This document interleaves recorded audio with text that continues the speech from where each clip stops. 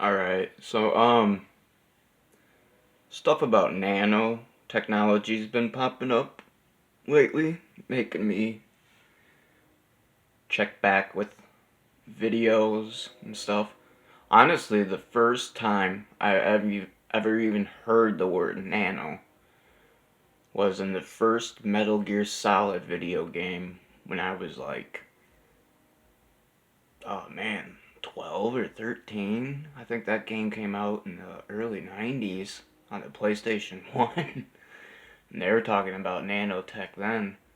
And then when I started hearing about it later on with the technologies they were doing with it, it started making more sense. But look at how. I mean, we all know they're testing people. There's things like gang stalking, I mean, that lady that's everyone says is stalking Owen lately. She's been talking about nano poisoning, and I just kind of looked into it, and I mean, it is very well possible. I mean, look at this technology I'm about to show you, and why wouldn't they be able to slowly make people transhumans without us even knowing about it?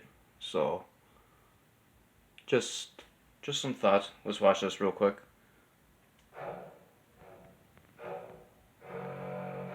These are the legs of a tiny army of robots. So small, they are dwarfed by a single-celled paramecium. See that?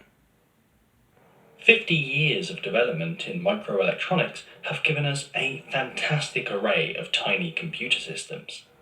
But that is only half the puzzle. A robot also needs to move.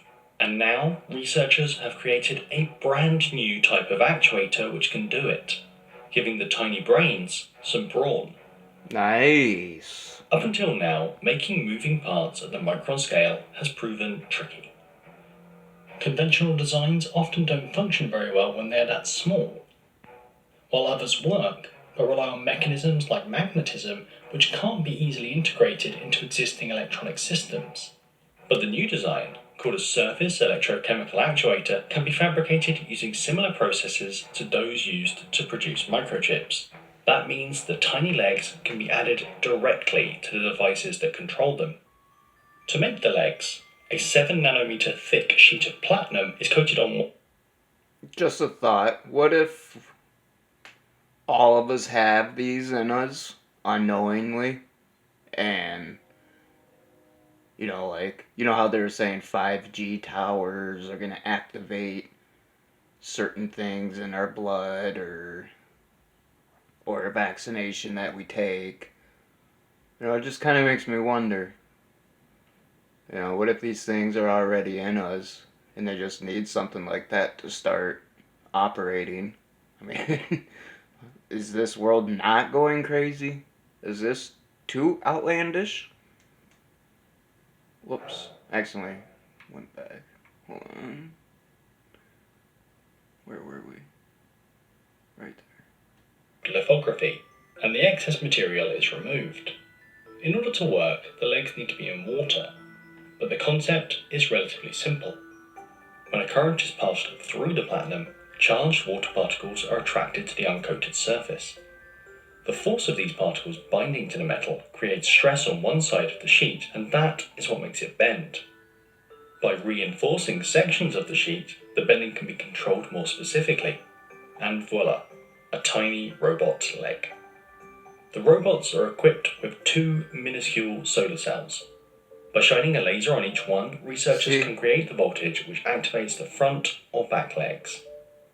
These new actuators allow the tiny circuit to move, and because they are created using the same well-understood manufacturing processes as semiconductor electronics, their production can be easily scaled. Look at this. Making millions of tiny robots at the same time. Look how tiny these things are. Swarms of robots so small that they can be injected through a hypodermic syringe. Hypodermic and collected syringe. using a pipette. Now, at the moment, they can't do much, but their compatibility with existing microelectronics makes them versatile. In theory, new actuators based on these designs could be combined with more complex devices to carry out a whole range of more sophisticated tasks. The researchers have pointed to everything from fighting cancer to tackling crop pests. But that is decades away. Time will tell if these first small steps for microrobots could be a giant leap for microrobotics.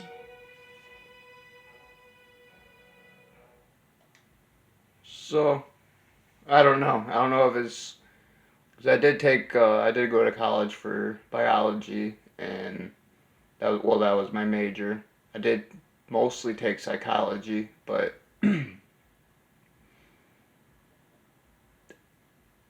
don't know if other people can see how these things could be implemented. I mean, it even said how they stay unactivated until they're like sparked with that little pen thing they were using.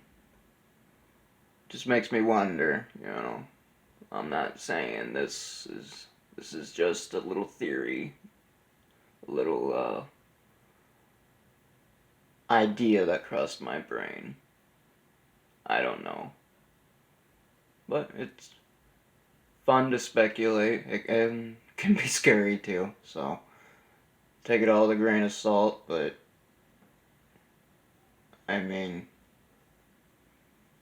I honestly would not be surprised. So, thanks for watching. God bless. Take care.